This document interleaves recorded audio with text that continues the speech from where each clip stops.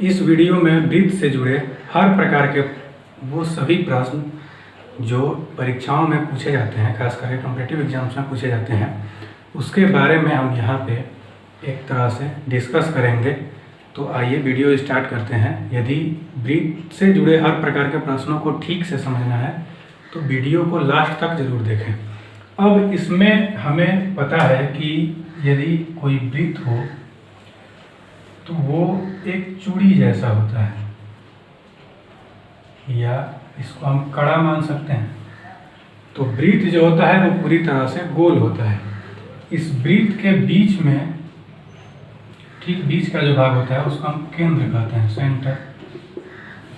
और इस केंद्र से यदि इस वृत्त के किसी भी बिंदु को मिलाया जाए तो ये सभी बिंदु जो होते हैं वो एक समान होते हैं और इसकी लंबाई को हम त्रिज्या कहते हैं। तो यहाँ पे ये एक वृत्त है जो चूड़ी के जैसा होता है और ये जो भाग है इसको हम परिधि कहते हैं।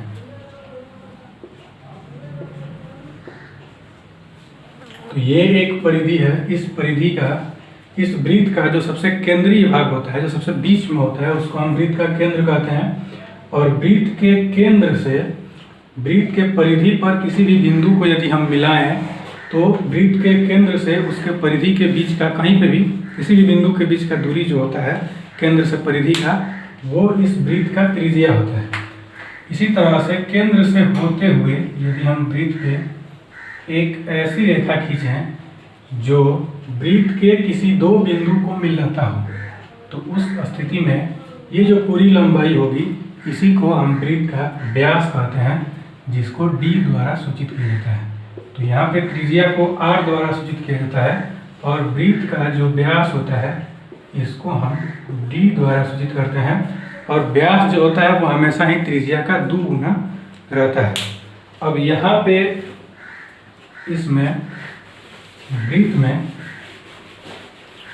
जनरली हम दो प्रकार के मान निकालते हैं। जैसे एक वृत्त है तो इस वृत्त के अंदर यदि इसका त्रिज्या दिया गया हो तो इस स्थिति में इस वृत्त का हम क्षेत्रफल निकाल सकते हैं। तो वृत्त का क्षेत्रफल जो होता है वो इस वृत्त द्वारा या इस चूड़ी द्वारा घेरा गया क्षेत्र होता है। अब इसमें वृत्त का क्षेत्रफल जो होता है वो पाई आर स्क्वायर होता है, जहाँ पे पाई जो है वो एक अपरिमेय संख्या है जिसका मान जो होता है वो लगभग यहाँ पे होता है 22/7। इसके अलावा यदि हम वृत्त में यहाँ से गोल गोल घूमते हुए एक चक्कर लगाएं तो इसको कहते हैं वृत्त की परिधि, और ये होता है 2πr, जहाँ r इसमें त्रिज्या है और पाई जो है वो एक अपरिमेय संख्या है। अब यहाँ पे वृत्त की परिधि का मतलब ये है कि यदि किसी के पास वृत्ताकार खेत है तो उस वृत्ताकार खेत में उसको इस खेत को चारों ओर से तार से घेरने में कितना लंबा तार लगाना पड़ेगा, वो इस वृत्त का परिधि है। अब इसमें यदि मान लीजिए यहाँ पे कोई वृत्त दिया गया हो और उसकी त्रिज्या दी गई हो, तो यहाँ पे एक वृत्त है और इस वृत्त की त्रिज्या यहाँ पे मान लीजिए दी गई है। तो वृत्त की त्रिज्या मान लीजिए दी गई है 7 सेंटीमीटर। अब हमें वृत्त का क्षेत्रफल यदि निकालना हो तो वृत्त का क्षेत्रफल जो होगा उसका सूत्र है यहाँ पे पाई आर स्क्वायर। पाई का मान होता है 22/7 और त्रिज्या यहाँ पे दिया गया है 7, तो यहाँ होगा 7 गुना 7, ये कट जाएगा इससे, ये होगा 154 सेंटीमीटर स्क्वायर। और यदि हम वृत्त का क्षेत्रफल, वृत्त की परिधि निकालना चाहें तो यहाँ पे हम कर सकते हैं 2πr। 2 पाई का वैल्यू होता है 22/7 और यहाँ पे त्रिज्या दिया गया है 7, तो ये होगा 44 सेंटीमीटर। इस तरह से इस वृत्त की परिधि और वृत्त का क्षेत्रफल हम निकाल सकते हैं। अब यदि मान लीजिए हमें वृत्त की त्रिज्या ना दे करके वृत्त का व्यास दे दे, कि किसी वृत्त का व्यास मान लीजिए यहाँ पे दिया गया हो 21 सेंटीमीटर, उस स्थिति में हमें वृत्त का क्षेत्रफल और वृत्त की परिधि निकालनी हो तो यहाँ पे हम इसकी त्रिज्या निकाल लेते हैं और ये होता है क्षेत्रफल का आधा। तो यहाँ पे वृत्त की त्रिज्या यदि हम निकालेंगे तो वृत्त के सॉरी परिधि का आधा व्यास का आधा होता है, तो यहाँ पे जो त्रिज्या होगा इसका वो होगा इसके व्यास का आधा, तो ये होगा 21/2 और इसका मान हम रख करके इस वृत्त का क्षेत्रफल और इसके परिधि को निकाल सकते हैं। थोड़ा सा आगे बढ़ते हैं। अब देखते हैं कि मान लीजिए कोई अर्धवृत्त दिया गया हो तो उस स्थिति में क्या होगा। तो यदि अर्धवृत्त दिया गया हो तो अर्धवृत्त में यहाँ पे जो केंद्र है वो इस पूरे वृत्त का आधा होता है। यहाँ पे ये पूरा वृत्त है, यदि इस वृत्त को आधा यदि हम काट दें तो ये बन जाता है अर्धवृत्त। तो अर्धवृत्त में यहाँ पे यदि हम क्षेत्रफल निकालें तो अर्धवृत्त का क्षेत्रफल जो होता है वो एक पूरे वृत्त के क्षेत्रफल का आधा होता है। तो यहाँ पे पूरे वृत्त का क्षेत्रफल है πr² और इसको यदि हम आधा कर दें तो ये अर्धवृत्त का क्षेत्रफल होता है। इसी तरह से अर्धवृत्त का यदि हम परिमाप निकालें तो अर्धवृत्त की परिधि या परिमाप जो होगी वो यहाँ से यहाँ तक की जो कुल लंबाई होगी वो पूरे वृत्त की परिमाप की आधा होगी या परिधि की आधी होगी। तो यहाँ पे पूरे वृत्त का परिधि होता है 2πr। यदि हम इसको आधा कर दें तो ये यहाँ से यहाँ तक की कुल लंबाई तो होगी, लेकिन ये वाला लंबाई जो है वो इसमें छूट जाता है। तो यहाँ पे एक अर्धवृत्त का कुल परिधि जो होता है वो पूरे वृत्त के परिधि के आधा में यदि इसके व्यास को हम जोड़ दें तो उसके व्यास के योगफल के बाद जो मान प्राप्त होगा वही उस अर्धवृत्त की परिधि होती है, यदि इसकी त्रिज्या r हो तो यहाँ पे हम लिख सकते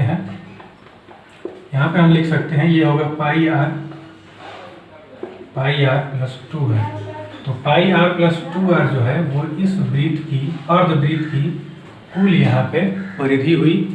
अब यहाँ पे यदि मान लीजिए इस प्रकार का कोई अर्धवृत्त दिया गया हो और इसकी त्रिज्या दी गई हो 7 सेंटीमीटर, तो हमें उस स्थिति में वृत्त का क्षेत्रफल यदि निकालना हो तो वृत्त का क्षेत्रफल जो होगा, अर्धवृत्त का जो क्षेत्रफल होगा वो यहाँ पे होगा πr²/1/2।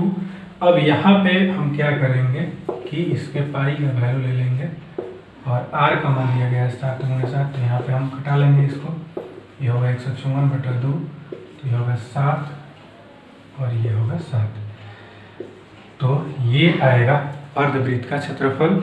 अब इसमें अर्धवृत्त की यदि हमें परिमिति निकालनी हो या परिधि निकालनी हो तो यहाँ पे अर्धवृत्त की परिधि जो होगी वो πr + 2r होगी। तो पाई का वैल्यू यहाँ पे होता है 22/7, r का यहाँ पे वैल्यू दिया गया है 7 + 2r का वैल्यू यहाँ पे दिया गया है 7। इससे हम इसको घटा सकते हैं। तो यहाँ पे 22 में यदि हम 14 जोड़ दें तो ये होगा 36 और ये इस वृत्त की परिधि होगी। लेकिन यदि अर्धवृत्त में केवल इसी का मान निकालना हो, इतनी ही परिधि का मान निकालना हो, तो यहाँ पे हम यहाँ 2r को फिर घटा लेंगे या इस 2r को जोड़ेंगे ही नहीं। तो उस स्थिति में अर्धवृत्त की जो परिधि होगी उसका मान निकल जाएगा। अब थोड़ा सा आगे बढ़ते हुए वृत्त में अलग प्रकार के प्रश्नों को थोड़ा देखते हैं। जैसे अब इसमें ये जो वृत्त दिया गया हो, यदि इस वृत्त को हम इसके केंद्र से होते हुए इस तरह से दो भागों में बांट दें, यहाँ से इसको काट के निकाल दें, तो यहाँ से जो काट के निकला गया भाग है, ये जो भाग छोटा है इसको कहते हैं लघु त्रिज्यखंड।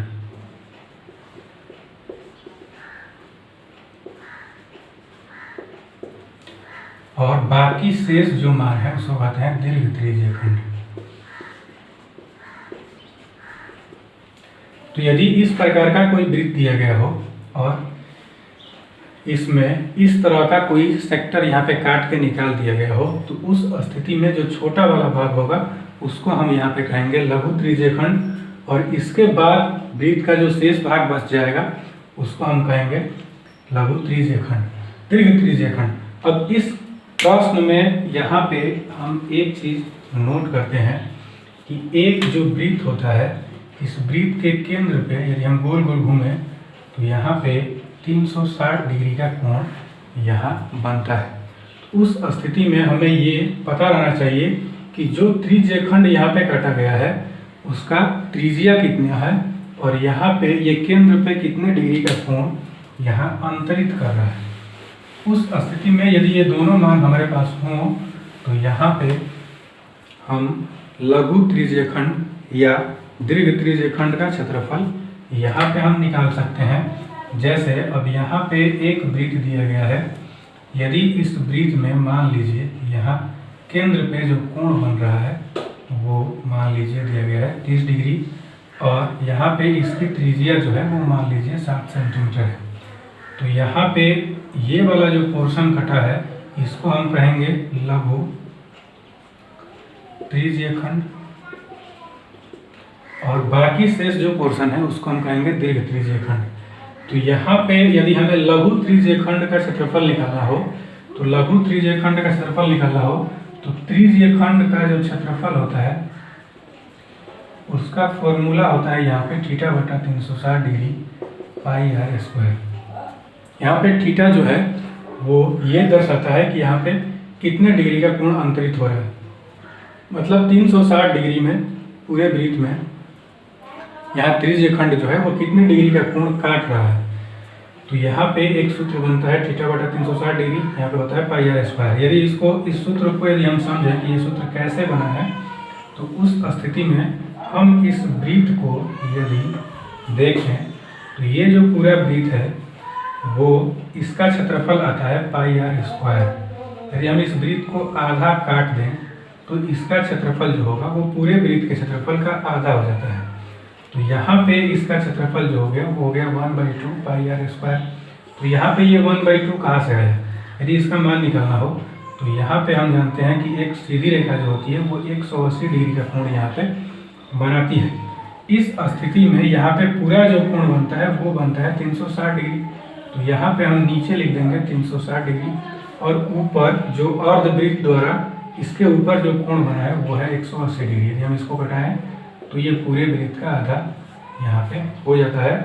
अब यदि हमें इस अर्धवृत्त का क्षेत्रफल निकालना हो तो हम पूरे वृत्त में इस 1/2 से गुना कर देते हैं तो यहाँ पे अर्धवृत्त का क्षेत्रफल हमारे पास आ जाता है। अब इसमें आगे थोड़ा सा देखा जाए तो यदि मान लीजिए इस वृत्त को हम 4 इक्वल भाग में यदि बांट दें तो यहाँ पे हर कंडीशन में 90 डिग्री का कोण बनेगा, क्योंकि ये टोटल मिला करके 360 डिग्री होगा। तो ये सारा जो कोण बनेगा वो यहाँ पे 90 डिग्री का होगा और पूरे वृत्त का क्षेत्रफल जो होगा वो पाई आर स्क्वायर होगा। यदि हमें किसी एक भाग का क्षेत्रफल निकालना हो तो इस पूरे वृत्त का ये 1/4 भाग है, तो यहाँ पे इसमें हम 4 से भाग दे देते हैं।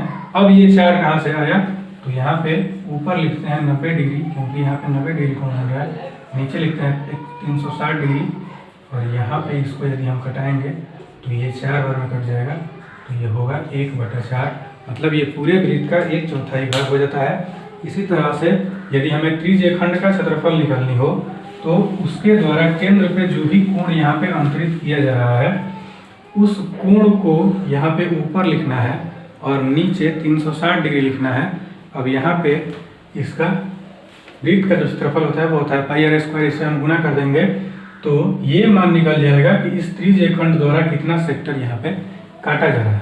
तो इस स्थिति में यदि मान लीजिए हमारे पास 30 डिग्री का कोण बन रहा है तो यहाँ पे थीटा की जगह हम लिख देंगे 30 डिग्री और यहाँ होगा 360 इंटू पाई का मान होता है 22/7 इंटू 7 इंटू 7। तो ये हम इससे कटा दें और ये कट जाएगा इससे 12 बार में, फिर ये कट जाएगा 6 बार में, ये 11 बार में, तो ये होगा 77/6 सेंटीमीटर स्क्वायर, जो इस त्रिज्यखंड का क्षेत्रफल है।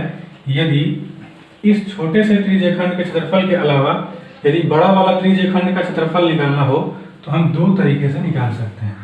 तो यहाँ पे बड़े त्रिज्यखंड यानी कि दीर्घ त्रिज्यखंड का हमें क्षेत्रफल निकालना हो तो यहाँ पे हम क्या करते हैं कि दीर्घ त्रिज्यखंड के क्षेत्रफल निकालने के लिए हमें पहले ये पता होना चाहिए कि आखिर ये पूरे 12 वाले एरिया में कितना डिग्री का कोण यहाँ पे बन रहा है। तो यहाँ पे जब 30 डिग्री का कोण बन रहा है तो ये वाला जो पूरा कोण होगा वो 360 में से 30 घटाएंगे यानी ये हो जाएगा 330 डिग्री और बटा में कर देंगे 360 डिग्री, यहाँ पे होगा पाई आर स्क्वायर।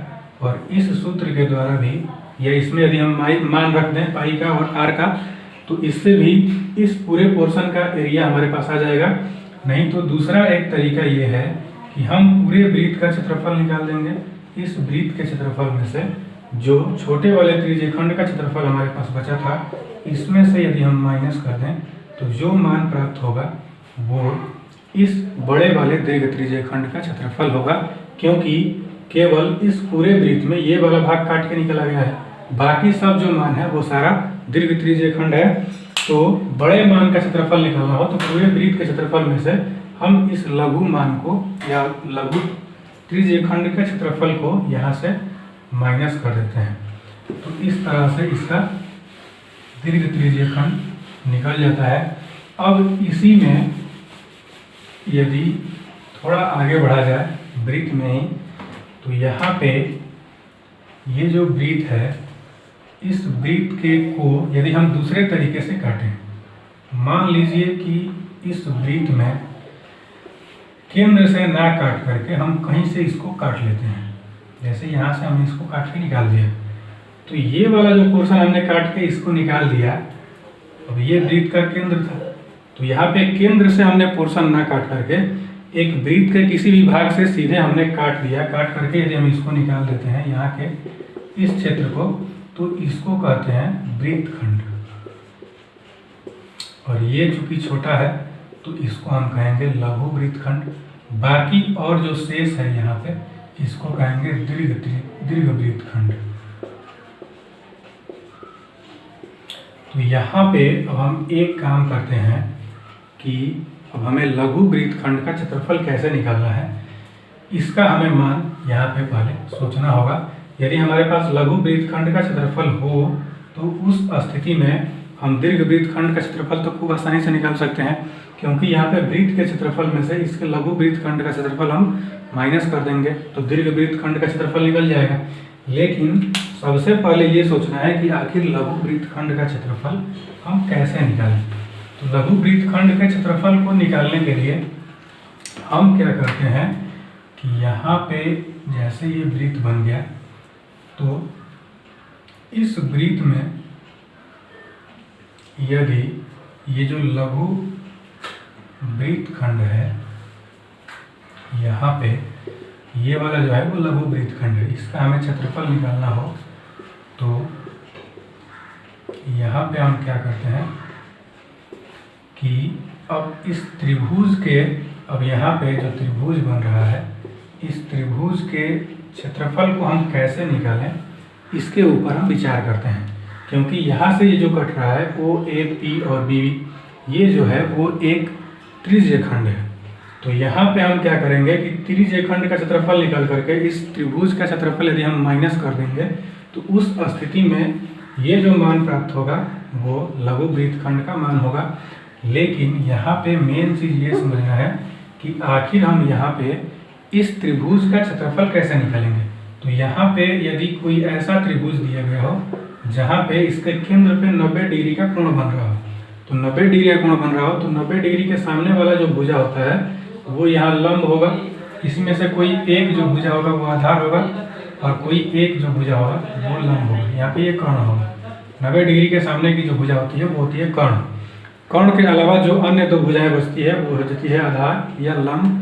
तो इस स्थिति में यदि कोई वृत्त बनता है तो उसमें आधार और लंब दोनों का मान सेम होता है, क्योंकि ये त्रिज्या है।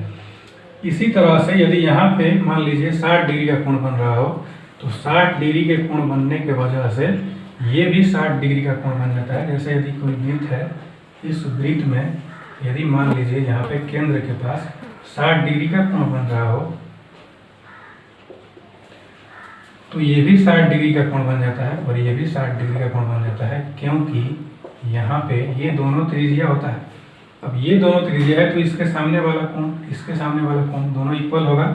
उस स्थिति में यदि ये वाला 60 डिग्री है तो त्रिभुज के तीनों कोणों का योग जो होगा वो 180 डिग्री होगा। तो उस स्थिति में यहाँ पे क्या होता है कि ये दोनों को 60-60 डिग्री ही करना पड़ता है, तभी ये तीनों मिल करके 180 डिग्री हो पाएगा। नहीं तो यदि हम इसको कोई और मान ले लें तो उस स्थिति में ये 360 डिग्री नहीं हो पाता। तो यहाँ पे यदि 60 डिग्री का कोण बन रहा है तब तो ये एक समबाहु त्रिभुज बन जाता है। यहाँ पे यदि 90 डिग्री का कोण बन रहा हो तब ये एक समकोण त्रिभुज बनता है, और इन दोनों स्थिति में हम त्रिभुज का क्षेत्रफल निकाल सकते हैं। यहाँ पे समकोण त्रिभुज का जो क्षेत्रफल होता है वो यहाँ पे होता है 1/2 गुना आधार गुना ऊंचाई, और यहाँ पे समबाहु त्रिभुज का जो क्षेत्रफल होता है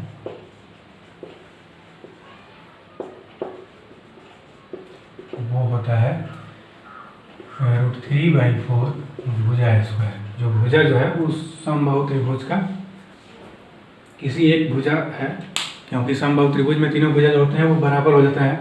उस स्थिति में यहाँ पे यदि ये समकोण त्रिभुज रहे तो हमारे पास त्रिभुज का क्षेत्रफल निकालने के लिए सूत्र है, फॉर्मूला है।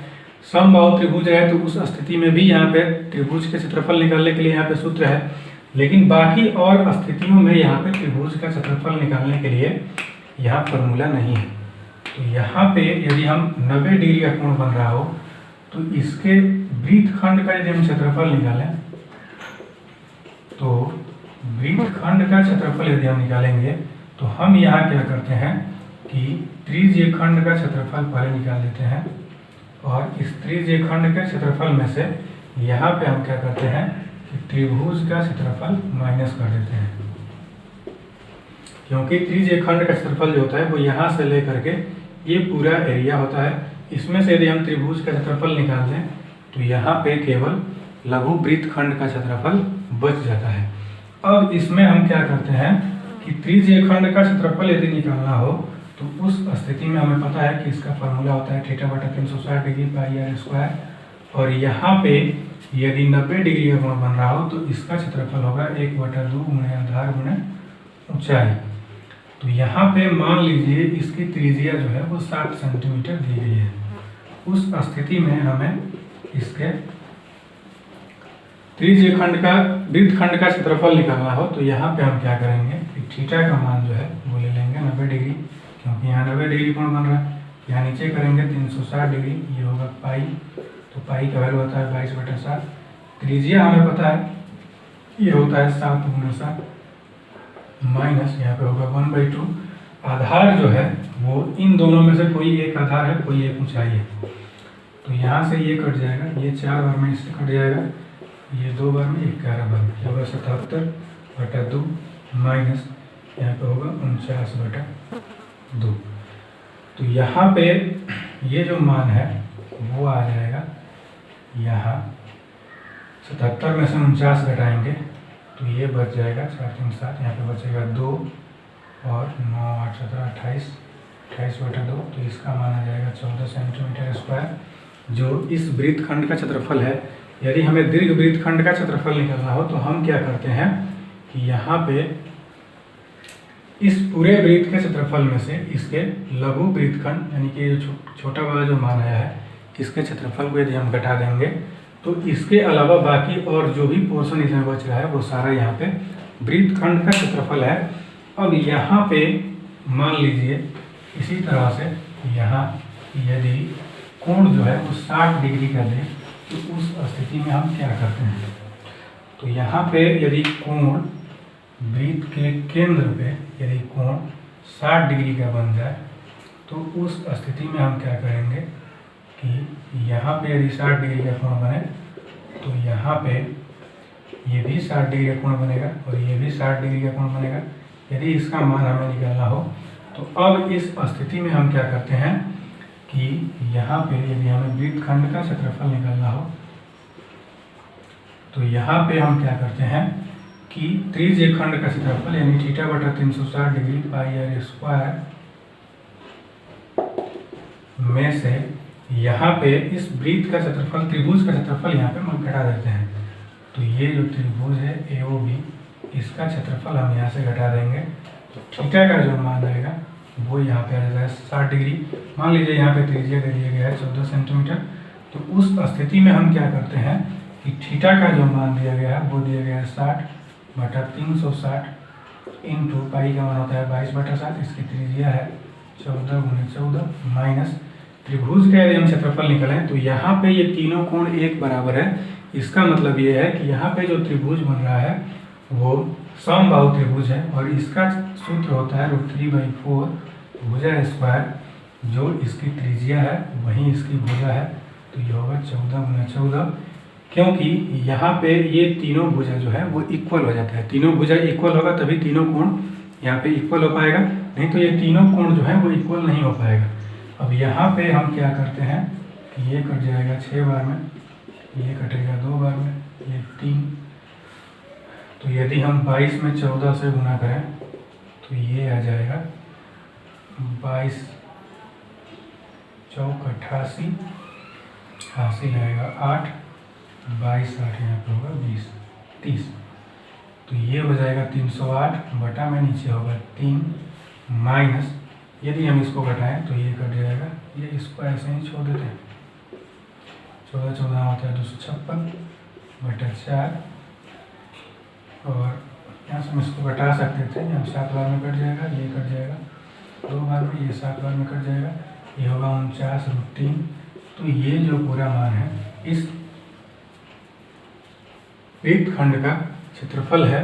अब यहाँ पे एक चीज़ ध्यान रखना ये है कि यहाँ पे 60 डिग्री 90 डिग्री के अलावा और कोई मान दे दे यहाँ पे कोण के कंडीशन में, तो उसको थोड़ा सा अलग तरीके से हम निकालते हैं, जिसको हम अगले वीडियो में यहाँ बताएंगे।